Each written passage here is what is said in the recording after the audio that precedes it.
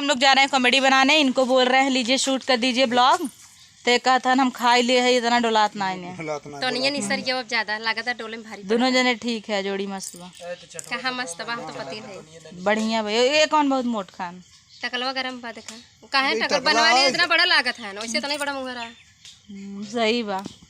तो चलिए बने रहिए, देखिए ब्लॉग बिहाइंड द सीन। और हम लोग जा रहे हैं एक कॉमेडी वीडियो और शूट करेंगे, उसके बाद पूजा जी का भी शूट करेंगे, तब जाएंगे मैं घर।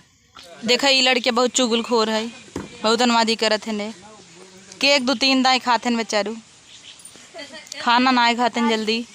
कुछ नगद बने कूद पड़ी कराही में।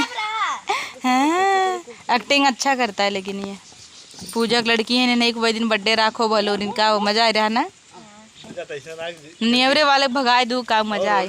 देखा इनकर मम्मा वीडियो देखा था ना यार, तू पीक बहुत बौराना वही दिन। बाकी यहाँ सब कुशल मंगल है, परवाह हो रही होगी तो आप ही सबको दिक्कत है, यहाँ सब कुशल मंगल है ना। दारू दोबारा कोई पिएगा नहीं। हाँ